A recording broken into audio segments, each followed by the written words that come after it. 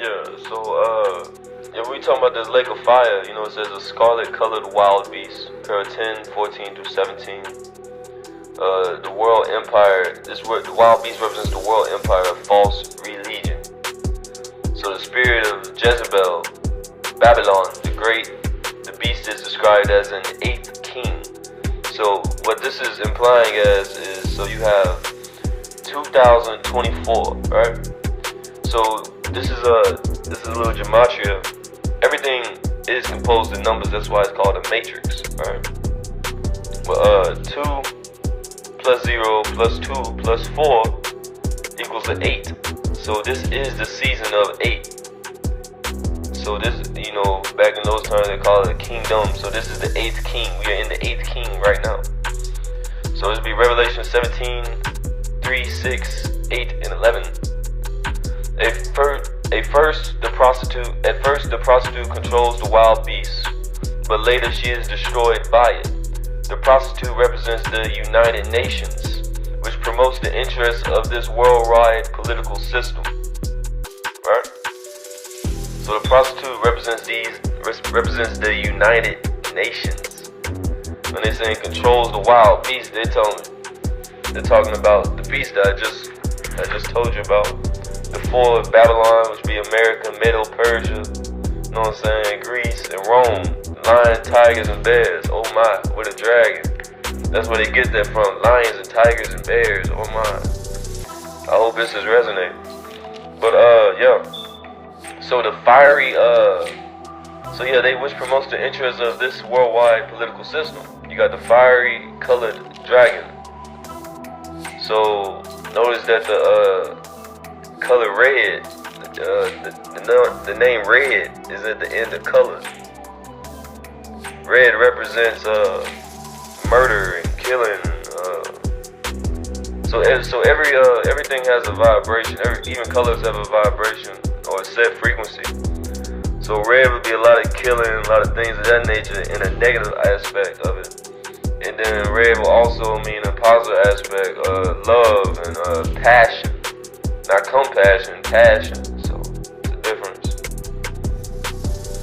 Yeah, you got Christianity, which you know, they go on either devil or Lucifer, and that'd be Satan.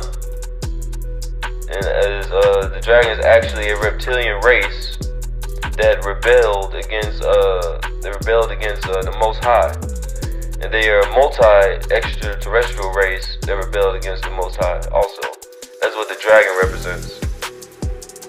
So, as Jehovah's greatest enemy, which would be Enlil or Geb, Satan will be abyssed for 1,000 years. 1,000 years. After that, it says Satan will be hurled into the lake of fire and sulfur. So, this is once again, it's a symbolism. So, fire means rebirth, right? Rebirth means to be born again. What the sulfur does, sulfur breaks things down. It's very acidic.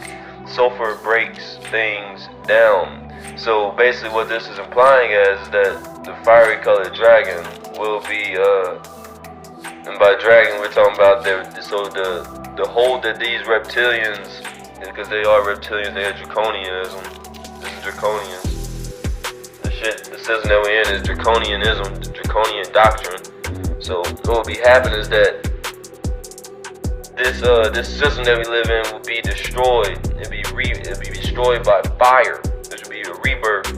Meaning it'll be destroyed and be reborn again. The system will be born again. And sulfur breaks things down, so it's breaking down every goddamn law or just, you know, this whole governmental system is breaking all that down. All our ways that we were shown as right ways to live, which really are the wrong ways to live, that's gonna be broken down and revealed this year. I'm telling you, man.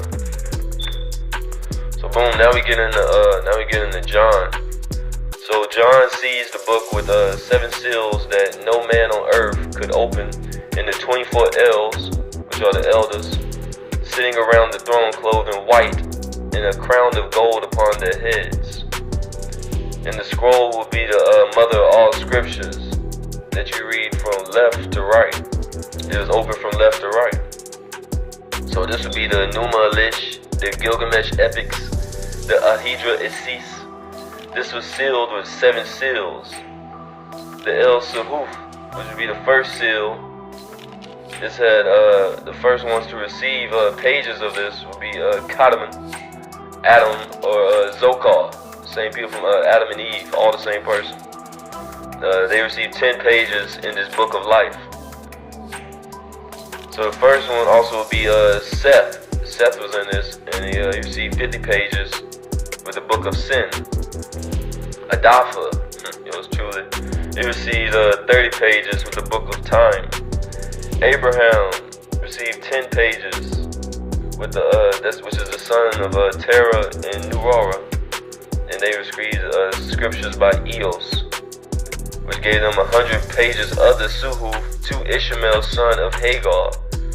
To the Ishmaelites, who were the keepers of the Suhuf, they went to Egypt, gave it to Amenhotep, and then he went to Sudan, and that's the Muhammad, and he gave it to master teacher Dr. MalachiZ, received Suhuf from Muhammad, his master teacher, his teacher.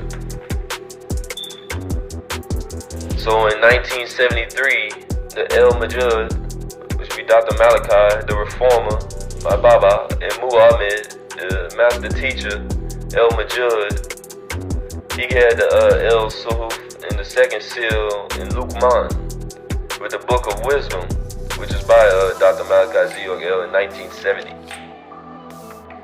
So third would be El's Torah, the law, the lost books, the lost.